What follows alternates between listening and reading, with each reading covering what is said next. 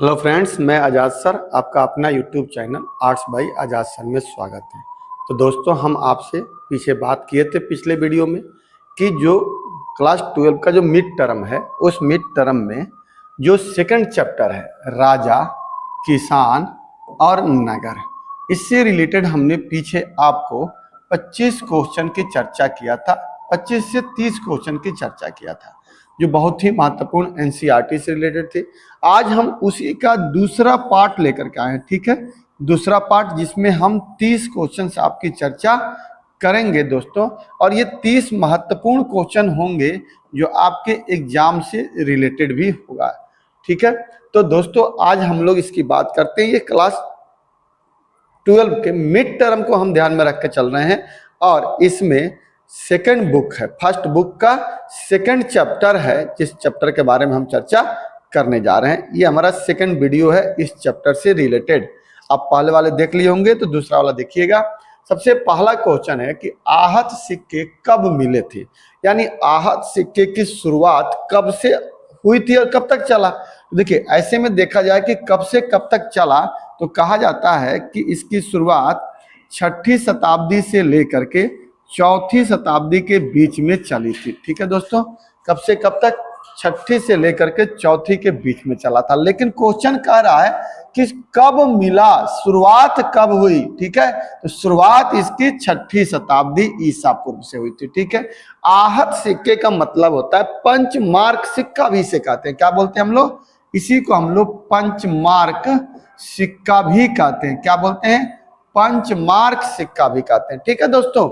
यानी ये आपका आहत सिक्का पहले क्या होता था, धातु का इतना टुकड़ा ले लिए, उस टुकड़े पर एक तरफ राजा का चित्र और एक तरफ उसके मूल्य के बराबर उसमें हमने अंक 5 लिख दिया तो 5 की वैल्यू हो गई। इसी को हम लोग आहत सिक्के कहते थे और ये महाजनपद के समय में बनना शुरू हुआ था। सबसे ज्यादा सोने और चांदी के सिक्के जारी किए गए थे 6ठी शताब्दी से लेकर 4थी शताब्दी।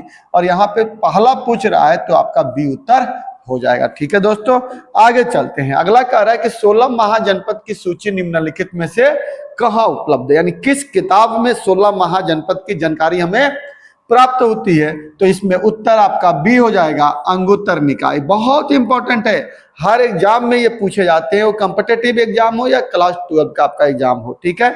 आगे क्वेश्चन कह रहा है क्या कि नंद राज्य का संस्थापक कौन था? नंदवंश था। नंदवंश का संस्थापक कौन था? तो नंदवंश का संस्थापक माना जाता है महापद्म नंद को, ठीक है दोस्तों। किसको माना जाता है? महापद्म नंद को माना जाता है। कहते हैं कि सिक्कों के अध्ययन को क्या कहा जाता है। ये तो एनसीईआरटी क्वेश्चन है, बहुत इंपॉर्टेंट और पूछ भी चुका एक बार। प्रीवियस ईयर में पेपर क्वेश्चन पूछे गए हैं कि सिक्कों के अध्ययन को हम क्या कहते हैं। तो उत्तर हो जाएगा सी, न्यूमिस्मैटिक्स कहते हैं। क्या बोलते हैं? न्यूमिस्मैटिक्स के नाम से इसे जाना जाता है। अब कह रहा है कि प्राचीन समय में बिहार किस नाम से जाता था, यानी पहले बिहार को हम किस नाम से जानते थे?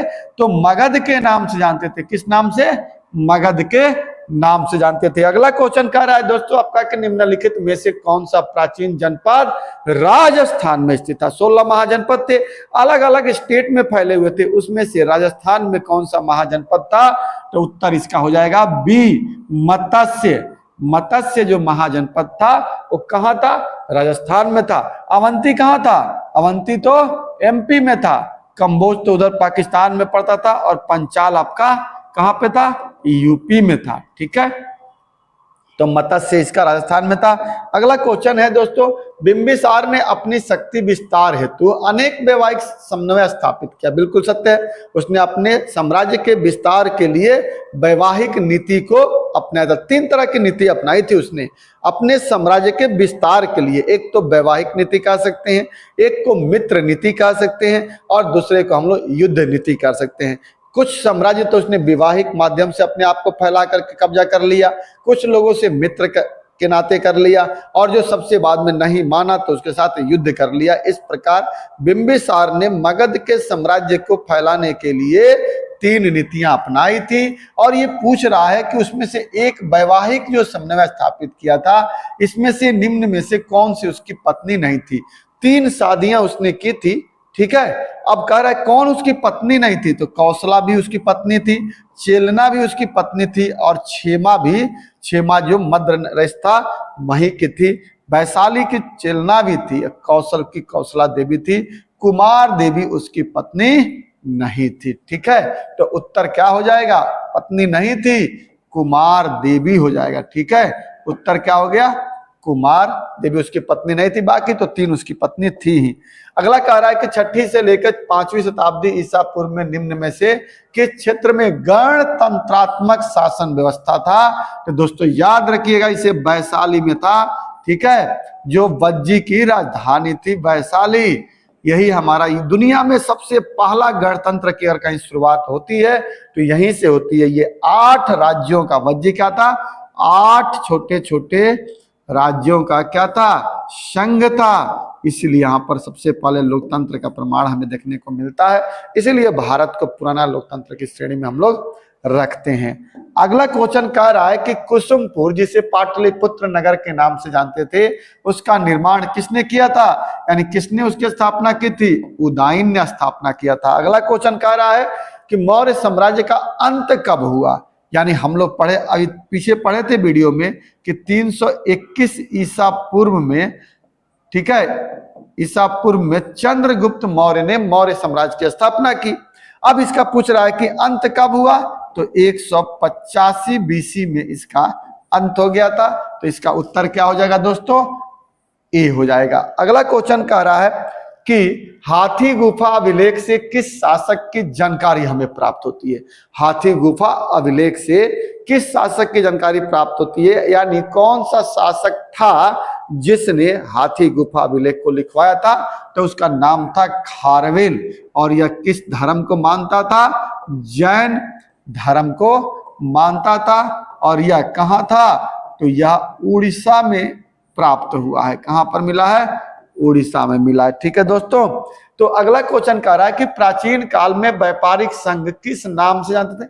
व्यापारियों के संघ को प्राचीन काल में हम किस नाम से जानते थे, तो श्रेणी के नाम से जानते थे। क्या कहते थे, श्रेणी के नाम से हम लोग जानते थे।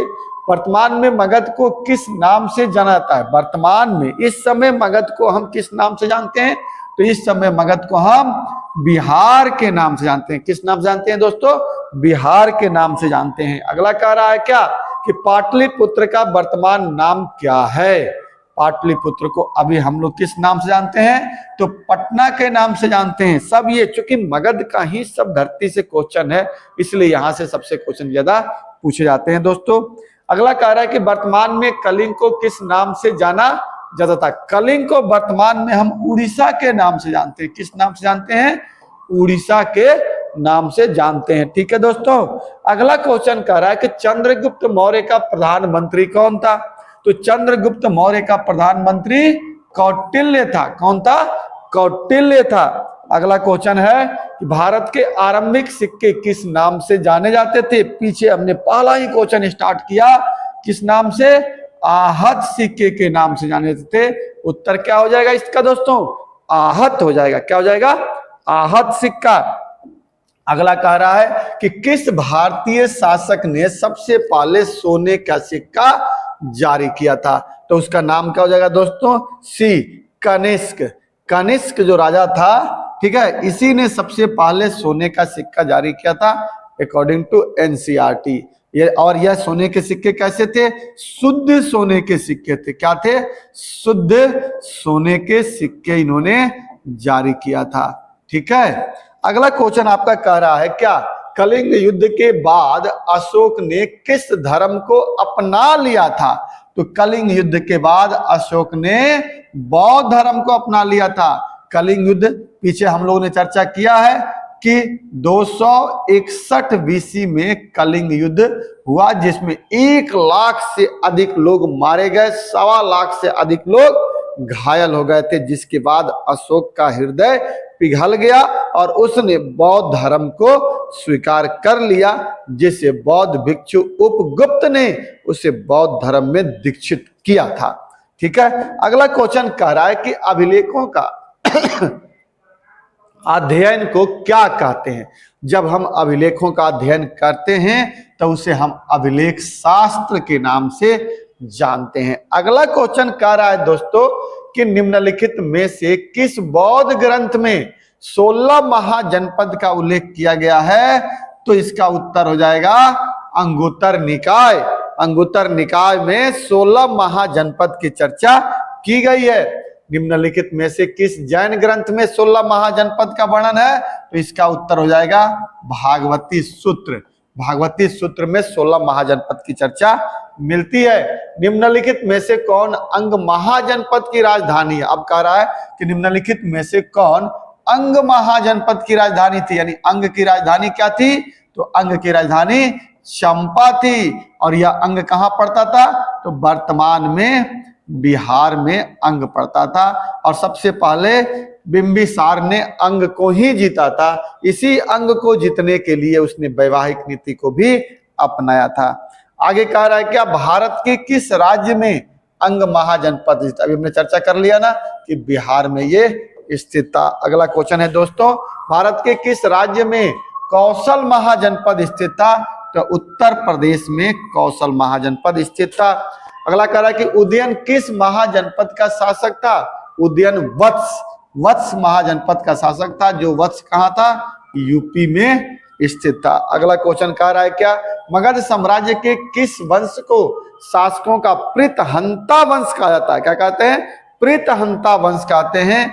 तो हर्यक वंश के शासकों को प्रीतहंता वंश कहते हैं, जिसका मतलब होता है कि एक राजा ने अपने पिता की हत्या करके गद्दी पर बैठा, उसके बाद उसका पुत्र अपने पिता की हत्या करके गद्दी पर बैठा, फिर उसका पुत्र अपने पिता की हत्या के गद्दी करके बैठा। तो ऐसे वंश को हम लोग प्रीतहंता वंश कहते हैं। और इसका उदाहरण हर्यक वंश के राजा हुए थे। अगला कह रहा है, किस शासक के शासन काल में अवंती और मगध के बीच की 100 साल की पुरानी शत्रुता का अंत हो गया था? तो ये शासक शिशुनाग। शिशुनाग के समय में ऐसा हुआ। और शिशुनाग ने ही अवंती को जीतकर क्या किया? अवंती को जीतकर मगध में मिलाया था। जीतकर किस में मिला दिया? मगध में मिला दिया। जिसके बाद मगध के संपूर्ण साम्राज्य का क्या बन गया? एक अवसर आ गया और पूरे महाजनपद पर एक हो गया। अगला कह रहा है दोस्तों कि हर्यक वंश के किस शासक ने पाटलिपुत्र को मगध की राजधानी बनाया? तो इसका उत्तर हो जाएगा ए, उदयन ने इसको क्या बनाया था? राजधानी बनाया था। अगला क्वेश्चन है, नंद वंश का अंतिम शासक कौन था? नंद वंश का अंतिम शासक डी घनानंद था। इसके समय में सिकंदर ने आक्रमण किया था। किस मगध शासक ने गंगा नदी के तट पर पाटलिपुत्र नगर की स्थापना की थी? बहुत इंपॉर्टेंट है, इसका नाम था उदयन। ठीक है दोस्तों, उदयन ने किया था। अगला क्वेश्चन है कि हर्यक वंश के किस शासक को कुणिक कहा जाता है? उपाधि कुणिक थी। तो अजातशत्रु को हम किस नाम से जानते हैं? कुणिक के नाम से भी जानते हैं। मगध सम्राट बिंबिसार ने अपने राजवैद्य जीवक को किस राज्य के राजा की चिकित्सा के लिए भेजा था? तो अवंती का राजा का जब तबीयत खराब था तो उसी के लिए भेजा था। और अवंती के राजा को चंड प्रदोत हुआ करते थे, जिनकी इसने इलाज की थी। अगला क्वेश्चन कह रहा है कि सिकंदर के आक्रमण के समय उत्तर भारत पर निम्नलिखित राजवंशों में से किस एक वंश का शासन था? तो नंद वंश का शासक था। इसी का शासक था, नंद वंश का ही शासक था घनानंद। ठीक है। अगला क्वेश्चन कह रहा है दोस्तों, 16 महाजनपदों में मगध प्रथम क्यों था? क्योंकि खेती की उपज अच्छा उसके पास थी, लोहे की खदान थी उसके पास, छोटा नागपुर का पठार, और वहीं से जंगली हाथी का भी उसे उपलब्ध मिल जाता था, जिसको हथियार युद्ध में लगता था। इसलिए सभी है, इसीलिए सबसे ये महाजनपद क्या था? बिल्कुल एक अलग था और सब पर विजय प्राप्त करता हुआ आगे बढ़ गया। ठीक है दोस्तों, इस प्रकार हमने इस चैप्टर से टोटल आपका इस पार्ट में 35 क्वेश्चन और पहले वाले में भी हमने टोटल 35 क्वेश्चन डिस्कस किया। इस चैप्टर से टोटल आपको 70 क्वेश्चन हमने डिस्कस कर लिया। निश्चित तौर पे 70 क्वेश्चन इस चैप्टर के आपके एग्जाम के लिए सबसे ज्यादा महत्वपूर्ण होगा। इसलिए दोस्तों आप इसे ध्यान से देखिएगा और चैनल को सब्सक्राइब जरूर कीजिएगा। जय हिंद, जय भारत।